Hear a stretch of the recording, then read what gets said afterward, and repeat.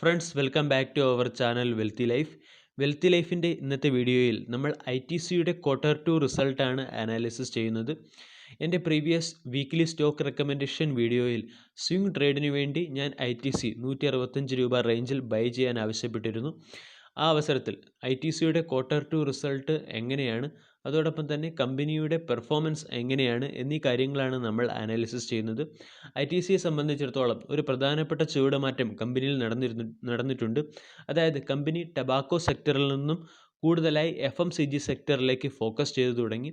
ഇങ്ങനെ ഫോക്കസ് ചെയ്തു തുടങ്ങിയപ്പോൾ FMCG സെക്ടറിലെയും അതുപോലെ തന്നെ ടബാക്കോ സെക്ടറിലെയും കമ്പനിയുടെ പെർഫോമൻസിനെ നമ്മൾ ഇന്നത്തെ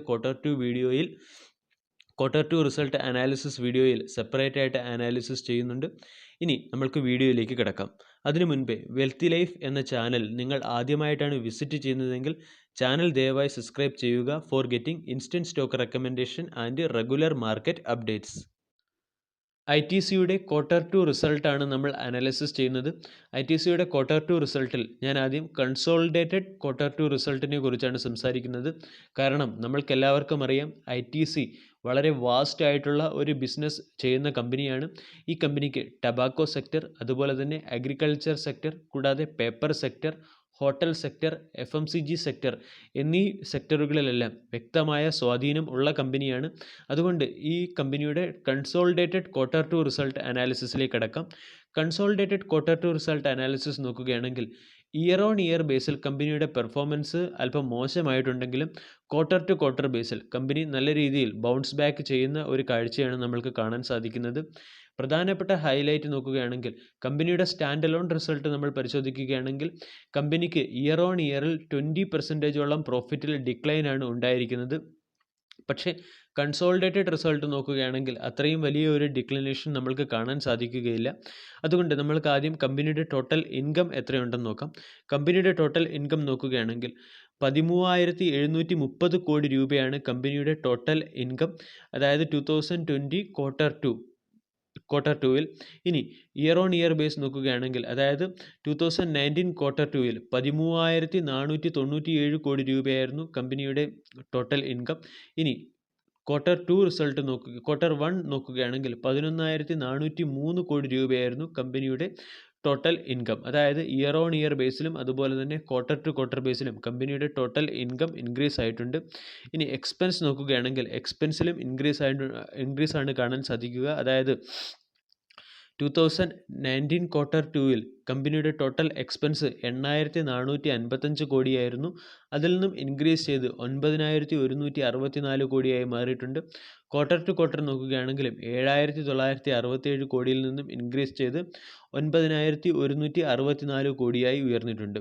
ഇനി കമ്പനിയുടെ പ്രോഫിറ്റ് ബിഫോർ ടാക്സ് നോക്കുകയാണെങ്കിൽ അല്ലെങ്കിൽ net profit for the period നോക്കുകയാണെങ്കിൽ net profit for the period year on year ബേസിൽ ഡിക്ലൈൻ ആയിട്ടുണ്ട്. അതായത് 2019 Q2 4,173 കോടിയായിരുന്നു കമ്പനിയുടെ നെറ്റ് പ്രോഫിറ്റ് അല്ലെങ്കിൽ പ്രോഫിറ്റ് ഫോർ ദ പീരീഡ്. ഇനി 2020 Q2 അത് 3,418 കോടിയായി കുറഞ്ഞിട്ടുണ്ട്. ക്വാർട്ടർ പെർഫോമൻസ് നോക്കുകയാണെങ്കിൽ അതായത് 2020 Q1 2,567 കോടിയായിരുന്നു കമ്പനിയുടെ നെറ്റ് പ്രോഫിറ്റ്. അതിൽ നിന്നും ഇൻക്രീസ് ചെയ്ത് 3,418 കോടിയായി ഉയർന്നിട്ടുണ്ട്. ഇനി നമ്മൾക്ക് ശ്രദ്ധിക്കാനുള്ളത് കമ്പനിയുടെ EPSനെ കുറിച്ചാണ്.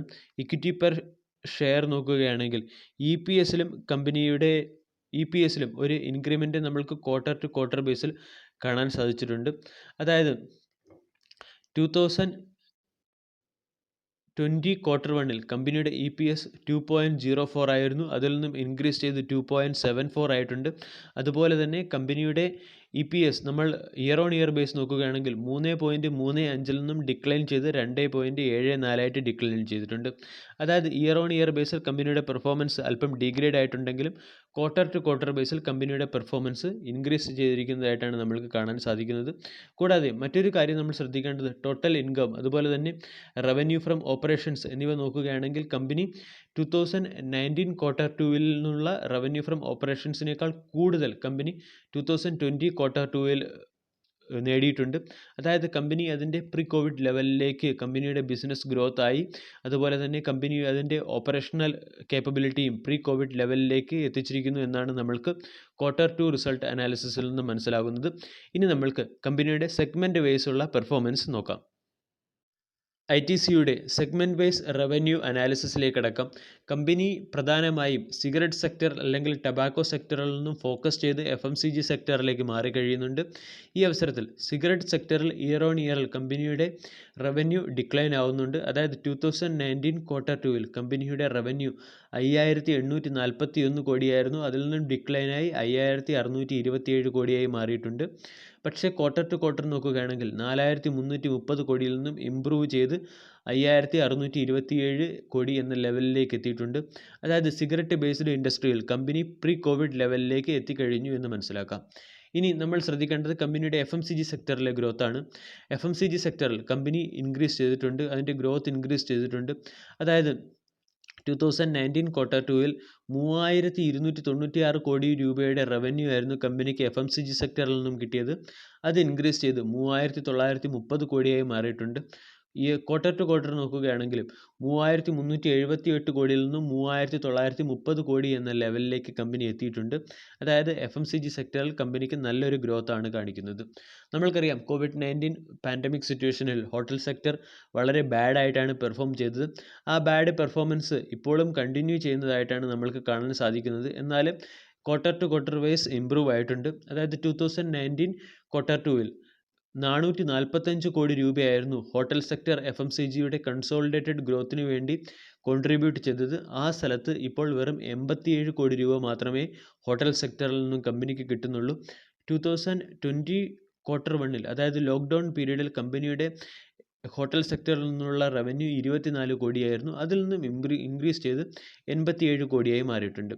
ഇനി അഗ്രി ബിസിനസ്സിൽ കമ്പനിയുടെ പെർഫോമൻസ് ഇയർ ഓൺ ഇയർ ബേസിലും അതുപോലെ തന്നെ Q2 ബേസിൽ ഡിക്ലൈൻ ആയിട്ടുണ്ടെങ്കിലും ഇയർ ഓൺ ഇയർ ബേസിൽ ഇൻക്രീസ് ആയിട്ടുണ്ട്. അതായത് 2673 കോടിയിൽ നിന്നും ഇൻക്രീസ് ചെയ്ത് 3040 എന്ന ലെവലിലേക്ക് അഗ്രി ബിസിനസ്സിൽ ഇൻക്രീസ് ചെയ്തിട്ടുണ്ട്.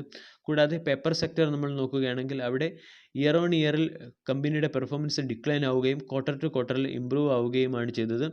1565 കോടിയിൽ നിന്നും ഡിക്ലൈനായി 1458 കോടിയിലായിട്ടുണ്ട് ഇയർ ഓൺ ഇയറിൽ. Q2 നോക്കുകയാണെങ്കിൽ 1026 നിന്നും ഇംപ്രൂവ് ചെയ്ത് 1458 മാറിയിട്ടുണ്ട്. അതായത് ഓവറോൾ നമ്മൾ നോക്കുകയാണെങ്കിൽ കഴിഞ്ഞ വർഷത്തേക്കാളും 20% കമ്പനിയുടെ പ്രോഫിറ്റിൽ ഡിക്ലൈൻ ഉണ്ടായിട്ടുണ്ട്. പ്രോഫിറ്റിൽ പ്രധാനമായും ഡിക്ലൈൻ വരുന്നതിന് പ്രധാനപ്പെട്ട കാരണം ടൊബാക്കോ സെക്ടറിലുള്ള ഗവൺമെൻറ്റിൻ്റെ ഇത്രയും വലിയ ഒരു ടാക്സേഷനാണ്. അതുകൊണ്ടാണ് കമ്പനി FMCG സെക്ടറിലേക്ക് ഫോക്കസ് ചെയ്യുന്നത്. അതിന് നമ്മൾ ഉദാഹരണമായിട്ട് കമ്പനിയുടെ റവന്യൂ നോക്കുകയാണെങ്കിൽ നമ്മൾക്ക് മനസ്സിലാകും. ഇയർ ഓൺ ഇയർ ബേസിലും അതുപോലെ തന്നെ Q2 ബേസിലും FMCG സെക്ടറിൽ കമ്പനി വളരെ നന്നായി പെർഫോം ചെയ്യുന്നുണ്ട്. ടൊബാക്കോ സെക്ടറിൽ നിന്നും കമ്പനി അതിൻ്റെ ഫോക്കസ് FMCG സെക്ടറിലേക്ക് മാറ്റുകയാണ് എന്നുകൂടി നമ്മൾക്ക് മനസ്സിലാകാം. ഈ ഒരു റെസ്പോൺസ് വെച്ച് നോക്കുമ്പോൾ, അതായത് കമ്പനിയുടെ പ്രോഗ്രസീവ് ഗ്രോത്ത് വെച്ച് നോക്കുകയാണെങ്കിൽ കമ്പനി അതിൻ്റെ പ്രീ കോവിഡ് ലെവലിലേക്കുള്ള ബിസിനസ്സിലേക്ക് റീഅസ്യൂം ചെയ്യുന്ന ലെവലിലേക്ക് എത്തിയെന്ന് നമ്മൾക്ക് മനസ്സിലാകും. പക്ഷേ കമ്പനിയുടെ പ്രൈസ് ചാർട്ട് നോക്കുകയാണെങ്കിൽ, സ്റ്റോക്കിൻ്റെ പ്രൈസ് ചാർട്ട് നമ്മൾ നോക്കുകയാണെങ്കിൽ അതിൽ വളരെ ഒരു വ്യത്യാസമാണ് നമ്മൾക്ക് കാണാൻ സാധിക്കുന്നത്. ഇനി നമ്മൾക്ക് കമ്പനിയുടെ 1 ഡേ ചാർട്ട് അനാലിസിസിലേക്ക് കടക്കാം. ITC സ്റ്റോക്കിൻ്റെ വീക്ക്ലി ചാർട്ട് അനാലിസിസ് നോക്കുകയാണെങ്കിൽ സ്റ്റോക്കിൻ്റെ പ്രൈസ് മൂവ്മെൻറ്റ് ഇതുവരെയും പ്രീ കോവിഡ് ലെവലിലേക്ക് റീഅസ്യൂം ചെയ്തിട്ടില്ല എന്നാണ് നമ്മൾക്ക് മനസ്സിലാക്കാൻ കഴിയുന്നത്. അതായത് 225 രൂപ വാല്യുവേഷനുള്ള സ്റ്റോക്കായിരുന്നു ഇത് അതായത് പ്രീ കോവിഡ് ലെവലിൽ. അതിനുശേഷം സ്റ്റോക്കിൽ നല്ലൊരു ഡിക്ലൈൻ വന്നു. സ്റ്റോക്ക് ഏകദേശം അതിൻ്റെ 135-140 രൂപ റേഞ്ചിൽ സപ്പോർട്ട് എടുത്തു. അതിനുശേഷം സ്റ്റോക്കിൽ നല്ലൊരു റേഞ്ച് ബൗണ്ട് ഒരു മൊമെൻറ്റം വന്നു എങ്കിലും പിന്നീട് ആ മൊമെൻറ്റം കൂൾ ഓഫ് ആവുന്ന ഒരു ടെൻഡൻസിയാണ് നമ്മൾക്ക് വീക്ക്ലി ചാർട്ട് അനാലിസിസിൽ നിന്ന് മനസ്സിലാക്കാൻ കഴിയുന്നത്. ഇനി ഡെയിലി ചാർട്ട് അനാലിസിസ് നോക്കുകയാണെങ്കിൽ പ്രീവിയസ് സൺഡേയിൽ ഞാൻ ഈ സ്റ്റോക്ക് ബൈ ചെയ്യാൻ ആവശ്യപ്പെട്ടിരുന്നു ഫോർ സ്വിംഗ് ട്രേഡേഴ്സ്. അതിനുവേണ്ടി 165 രൂപ എന്ന് പറയുന്ന സ്റ്റോക്കിൻ്റെ സ്ട്രോങ് സപ്പോർട്ട് സോണിലാണ് ഞാൻ ഈ സ്റ്റോക്കിൽ ബൈ ചെയ്യാൻ പറഞ്ഞത്. കാരണം 165 രൂപ റേഞ്ചിൽ നമ്മൾക്ക് ഈ സ്റ്റോക്കിൽ ഇൻവെസ്റ്റ് ചെയ്യുകയാണെങ്കിൽ ഫസ്റ്റ് പ്രോഫിറ്റ് ബുക്കിംഗ് 181 രൂപ റേഞ്ചിലും സെക്കൻഡ് പ്രോഫിറ്റ് ബുക്കിംഗ് 192 രൂപ റേഞ്ചിൽ, അതായത് സ്റ്റോക്കിൻ്റെ 100 ഡേ എക്സ്പോണൻഷ്യൽ മൂവിംഗ് ആവറേജിനും 200 ഡേ എക്സ്പോണൻഷ്യൽ മൂവിംഗ് ആവറേജിനും നമ്മൾക്ക് പ്രോഫിറ്റ് ബുക്ക് ചെയ്യാൻ അല്ലെങ്കിൽ സ്വിംഗ് ട്രേഡ് ചെയ്യാൻ പറ്റിയ രീതിയിലുള്ള ഒരു റെക്കമെൻഡേഷൻ ആയിരുന്നു ഞാൻ നൽകിയത്. കാരണം സ്റ്റോക്കിൻ്റെ പെർഫോമൻസ് നോക്കുകയാണെങ്കിൽ സ്റ്റോക്ക് അതിൻ്റെ 200 ഡേ എക്സ്പോണൻഷ്യൽ മൂവിങ് ആവറേജ് റേഞ്ചിൽ ഒരു ഹെവി റെസിസ്റ്റൻസ് ആണ് സ്റ്റോക്കിൽ നമ്മൾക്ക് കാണാൻ സാധിക്കുന്നത്. ലാസ്റ്റ് ട്രേഡിംഗ് സെഷൻ, അതായത് ഫ്രൈഡേയിലെ ട്രേഡിംഗ് സെഷൻ നമ്മൾ നോക്കുകയാണെങ്കിലും സ്റ്റോക്കിൽ ഒരു പ്രൈസ് റിജക്ഷൻ 180 രൂപ റേഞ്ചിൽ നമ്മൾക്കൊരു പ്രൈസ് റിജക്ഷൻ സ്റ്റോക്കിൽ കാണാൻ സാധിച്ചു. അതുകൊണ്ടാണ് ഞാൻ ഈ സ്റ്റോക്കിനെ സ്വിംഗ് ട്രേഡിന് വേണ്ടി റെക്കമെൻഡ് ചെയ്തത്. ഇനി ലോങ് ടൈം ഇൻവെസ്റ്റേഴ്സിന് നോക്കുകയാണെങ്കിൽ ITC ഒരു ലോ ബീറ്റ സ്റ്റോക്കാണ്. അതായത് സ്റ്റോക്കിൽ മൊമെൻറ്റം വരാനും അതുപോലെ തന്നെ സ്റ്റോക്കിൽ ഫ്ലക്ച്വേഷൻസ് ഉണ്ടാകാനും വളരെയധികം സമയമെടുക്കുന്ന ഒരു സ്റ്റോക്കാണ്. അതുകൊണ്ട് വളരെ പേഷ്യൻസ് ഉള്ള ഇൻവെസ്റ്റേഴ്സിന് മാത്രമേ ITCയിൽ നിന്നും നല്ലൊരു നേട്ടം ഉണ്ടാക്കാൻ കഴിയൂ. പിന്നെ ITCയിൽ ഒരുപാട് പേര് ലോങ് ഇൻവെസ്റ്റ്മെൻറ്റ് കണ്ടിന്യൂ ചെയ്യുന്നതിനുള്ള കാരണം ITC നൽകുന്ന ഡിവിഡൻ്റാണ്. അതായത് 6% ഡിവിഡൻഡ് ഈൽഡ് നൽകുന്ന ഒരു കമ്പനിയാണ് ITC. കൂടാതെ ITCയുടെ ബിസിനസ് പ്ലാനിൽ അല്ലെങ്കിൽ ബിസിനസ് മോഡലിൽ ഉണ്ടായ ഷിഫ്റ്റും കമ്പനിയുടെ ഒരു ഫ്യൂച്ചർ ഗ്രോത്ത് അല്ലെങ്കിൽ ഫ്യൂച്ചറിൽ ഒരു നല്ലൊരു റിട്ടേൺ എക്സ്പെക്റ്റ് ചെയ്യുന്ന രീതിയിൽ കമ്പനി ടൊബാക്കോ സെക്ടറിൽ നിന്നും, അതായത് ടാക്സേഷൻ വളരെ കൂടിയ ബിസിനസ്സായ ടൊബാക്കോയിൽ നിന്നും ഫോക്കസ് ചെയ്ത് FMCG സെക്ടറിലേക്ക് മാറുന്നുണ്ട്. ഇത് കമ്പനിയെ സംബന്ധിച്ചിടത്തോളം ഒരു പോസിറ്റീവ് ന്യൂസാണ്. പക്ഷേ അതിൻ്റെ സ്റ്റോക്ക് പ്രൈസിൽ, അതോടൊപ്പം തന്നെ സ്റ്റോക്ക് മാർക്കറ്റിൽ അത് എത്രത്തോളം റിഫ്ലക്റ്റ് ചെയ്യാൻ കഴിയും എന്ന കാര്യം നമ്മൾ കണ്ടറിയേണ്ടതുണ്ട്. ഇനി ITC സ്റ്റോക്കിനെ